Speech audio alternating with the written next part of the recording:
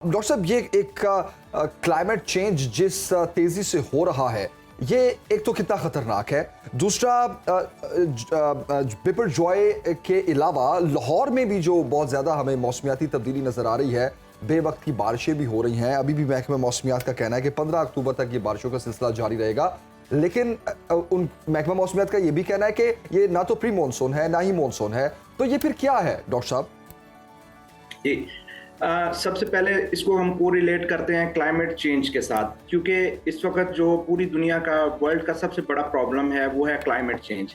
और जितनी भी ऑर्गेनाइजेशन इसमें ओवर द वर्ल्ड काम कर रही हैं, उनका एक ख़ास तौर पे एक डिपार्टमेंट, एक सेगमेंट अभी उनके अंदर इंट्रोड्यूस कराया गया है, क्लाइमेट चेंज। क्योंकि क्लाइमेट चेंज इस वक्त बड़ा इंपॉर्टेंट रोल प्ले करता है किसी भी प्रोजेक्ट के अंदर। किसी भी, जब आपने मल्टीनेशनल कंपनीज ने या नेशनल कंपनीज ने बड़े प्रोजेक्ट को लीड करना है, तो वो क्लाइमेट चेंज के अकॉर्डिंगली करते हैं, क्योंकि बहुत सारे ऐसे प्रोजेक्ट्स होते हैं जिनके अंदर वेदर का डायरेक्ट ताल्लुक होता है। और इसको डायरेक्ट हम लिंक करते हैं सिविल एविएशन के साथ, क्योंकि जब भी आपकी एक कंट्री की दूसरे के साथ कोई तजारत होती है, कोई ट्रेड होती है, तो उसमें वेदर पैटर्न्स बड़े इंपॉर्टेंट होते हैं। तो वेदर पैटर्न्स को देखते हुए हम डिसीजन लेते हैं कि आइंदा 6 महीने में हम कौन सा प्रोजेक्ट लॉन्च कर सकते हैं। बिल्कुल सही। अब इसकी मल्टीपल रीजन है वेदर को चेंज होने की। नंबर 1 मैं आपको डिस्कस करता हूँ मेल्टिंग ऑफ ग्लेशियर्स भी अनयूजुअल तौर पे इस वक्त वो पिघल रहे हैं। तो ये मल्टीपल रीजंस हैं। फिर हवा के अंदर मल्टीपल गैसेस हैं जिनको कंट्री की पॉलिसीज होती हैं कि रोकथाम के लिए, कि इस किस्म के मंसूबे बनाए जाएं या इस किस्म की पॉलिसीज बनाई जाएं कि जो हवा के अंदर कार्बन डाइऑक्साइड और मीथेन जो गैसेस हैं, इनको किस तरीके से रोकना है। इसमें डिफरेंट पब्लिक अवेयरनेस प्रोग्राम होते हैं।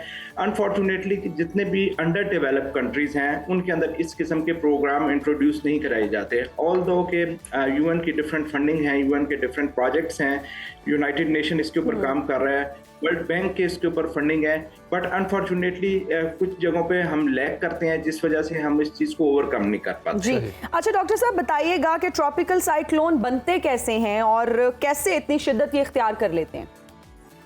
जी, अब इसको हम, जो ये वाला प्रॉब्लम है, ये डायरेक्ट इस वक्त चूंकि जो साहिल समुंदर है वो कराची के साथ है, ये हवा का दबाव, प्रेशर साथ साथ इंटीग्रेट होता है और साथ साथ इसमें इजाफा होता जाता है, जिस वजह से साइक्लोन एक बबल की फॉर्म अख्तियार कर लेता है और वो फिर पुश करता है समुद्री लहरों को। अब वो जो समुद्री लहरों को पुश करता है, हमारे पास डिफरेंट इक्विपमेंट्स होते हैं, जिन इक्विपमेंट्स की मदद से हम उनको मेजर करते हैं कि जब ये कितने, इसका पहले तो हम उसका डिस्टेंस मेजर करते हैं।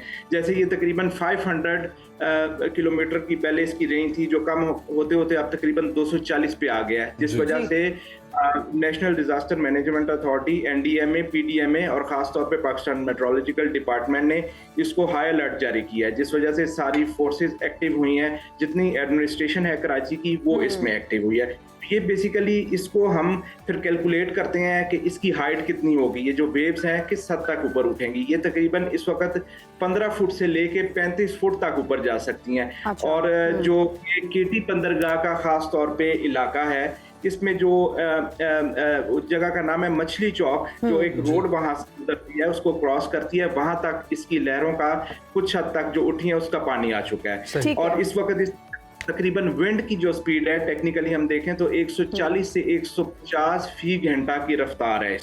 ठीक है डॉक्टर साहब, अगर हम साइक्लोन की शिद्दत की बात करें तो उसमें कमी के कोई असरात नजर आ रहे हैं आपको?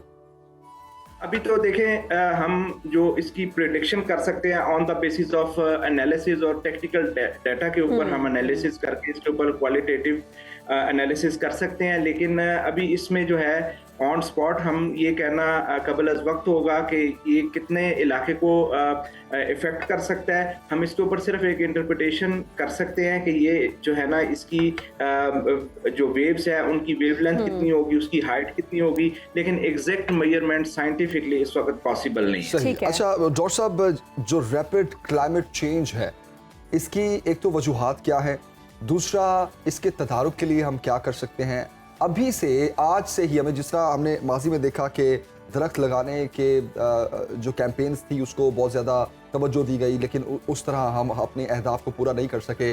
तो इस क्लाइमेट चेंज से बचाव किस तरह मुमकिन है? हमें क्या एहतियाती तदाबीर अपनानी है?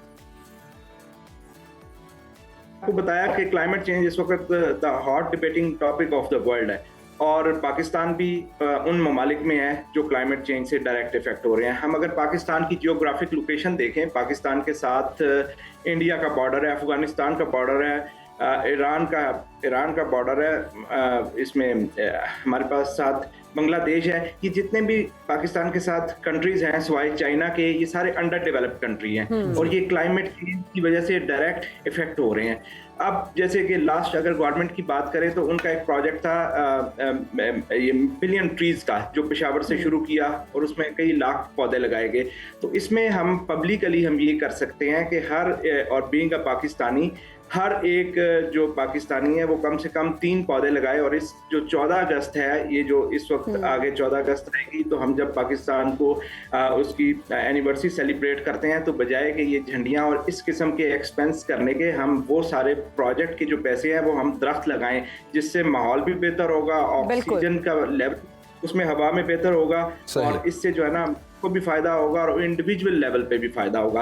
क्योंकि पाकिस्तान के बहुत सारे इलाके अगर आप देखें जो अंडर डेवलप्ड जो एरियाज हैं, जैसे जो मेजर डेवलप्ड एरिया हैं वो कराची, लाहौर, इस्लामाबाद, फैसलाबाद, लेकिन इन जगहों पे तो जब भी कोई प्रोजेक्ट्स होते हैं तो ट्रीज के लिए प्रॉपर इनकाद भी किया जाता है, और एडमिनिस्ट्रेशन लेवल और डिस्ट्रिक्ट एडमिनिस्ट्रेशन वो सारी चीजें उसको प्रॉपर मैनेज करती हैं। लेकिन जो छोटे इलाके हैं उनके अंदर इस किस्म की एक्टिविटीज नहीं की जाती। तो ये इस चीज को ट्रांसफर हमें करना है थ्रू डिफरेंट कैंपेन्स, चाहे वो एजुकेशनल कैंपेन्स हों, चाहे वो गवर्नमेंट का किसी फंडिंग प्रोजेक्ट के जरिए हों, ताकि वो छोटे लेवल पे आए और लोगों को इसकी आगाही हो कि एक पौधा लगाना कितना जरूरी है एक पाकिस्तान के लिए और एक इंडिविजुअल। बिल्कुल ठीक कहा डॉक्टर साहब आपने। मुझे लगता है सबकी इंडिविजुअल रिस्पॉन्सिबिलिटी है, पौधे लगाने चाहिए, दरख्त लगाने चाहिए। अगर हम मौसम की आने वाले दिनों में बात करें, आने वाले महीनों में बात करें, तो मौसम क्या रहेगा? क्या बारिशों का सिलसिला इसी तरह से जारी रहेगा? जी, इसकी भी जो हम जो प्रेडिक्शन करते हैं, हम वेदर पैटर्न्स देखते हैं। इसकी जो एनालिसिस है, पिछले 100 साल का जो डाटा है वो पाकिस्तान मेट्रोलॉजिकल डिपार्टमेंट के पास अवेलेबल होता है, उस डाटा के ऊपर प्रेडिक्शन करते हैं। जैसे एक आम बंदे के लिए मैं बताऊं, हमने अगर किसी जगह का मौसम चेक करना हो तो हम आजकल एक अवेलेबल है गूगल पे एप्लीकेशंस हैं, पीएमडी की एप्लीकेशंस भी हैं, उनको हम देखते हुए हम प्रेडिक्ट कर सकते हैं, जो कि प्रेडिक्शन ऑलरेडी वहाँ पे होती है कि 8 दिनों के बाद वेदर कैसा होगा। तो इसी तरह जो हम एनालिसिस करते हैं वो पिछले हमारे पास 50 साल का या 100 साल का डाटा होता है, उसको देखते हुए करते हैं। लेकिन अब चूंकि मैंने आपको कहा कि क्लाइमेट शिफ्ट कर रहा है, इसमें मल्टीपल रीजंस इसमें इन्वॉल्व हो गई हैं। एक तो उसमें सबसे बड़ी जो रीजन है वो पॉपुलेशन, इंक्रीज इन पॉपुलेशन है, क्योंकि आबादी बढ़ती जा रही है और जिस तरीके से जो उसके लिए एक प्लान्स बनाने चाहिए अंडर डेवलप्ड कंट्रीज को, वो प्लान्स अभी तक मौजूद नहीं है। अगर वो प्लान्स को इम्प्लीमेंट किया जाए, जैसे कि यूएन के एक एसडीजीज हैं, सस्टेनेबल डेवलपमेंट गोल्स हैं, 17 यूएन के डेवलपमेंट गोल्स हैं, अगर हम सिर्फ उन्हीं को फोकस करें और इंस्टीट्यूशंस उनको इम्प्लीमेंट करें, उनको एक्सरसाइज करें, तो उसके अंदर ये सारी चीजें इन्वॉल्व हैं कि आपने क्लाइमेट चेंज को, उसका एक बड़ा इंपॉर्टेंट पैरामीटर है क्लाइमेट चेंज एक्शन प्रोग्राम, ये यूएन का अभी भी पाकिस्तान में वो चल रहा है। अगर हम वो सारी पॉलिसीज इंप्लीमेंट करें तो हम, और फिर उससे क्या होगा, उससे हमें पता होगा कि हमने कौन सी चीजें यूज करनी है, कौन सी रीयूजेबल आइटम्स हैं, वो सारी हम देखते हुए फैक्ट्रीज को हमने कैसे, फैक्ट्रीज के एनओसीज कैसे जारी करने हैं, क्योंकि ये बेसिकली एनवायरनमेंट के अंदर जो पोल्यूशन है, आपने पिछले कुछ सालों में देखा होगा लाहौर के अंदर स्मोक का फैक्टर बड़ा इंपॉर्टेंट है। स्मोक जो है उसकी वजह से मोटरवे पे आपने एक्सीडेंट्स देखे हैं कि काफी सारे एक्सीडेंट स्मोक की वजह से, हालांकि बहुत सारे लोग उसको धुंध के साथ कंपैरिजन करते हैं, ऑल्दो कि वो धुंध का फैक्टर तो एक अपनी जगह है, लेकिन स्मोक वो चीज है जो माहौलियाती आलूदगी है, जो कि फैक्ट्रीज का धुआं है, जो कि कारखानों का, गाड़ियों का जो धुआं है, जिसको कंट्रोल नहीं किया जाता। इसीलिए पुलिस के अंदर भी इसकी पॉलिसीज होती हैं कि जो गाड़ियां जिनके इंजन ठीक नहीं है, धुआं देती हैं, उनको वो फौरी तौर पर उनका चालान करते हैं, उनको रोड से वेकेट कराते हैं। तो ये मल्टीपल फैक्टर्स हैं जो इनफरादी तौर पे और गवर्नमेंट लेवल पे हमें ये मिल के काम करना पड़ेगा माहौल को बेहतर बनाने के लिए। बिल्कुल सही कहा आपने। डॉक्टर आदिल नसीर साहब, बहुत शुक्रिया हमें ज्वाइन करने के लिए।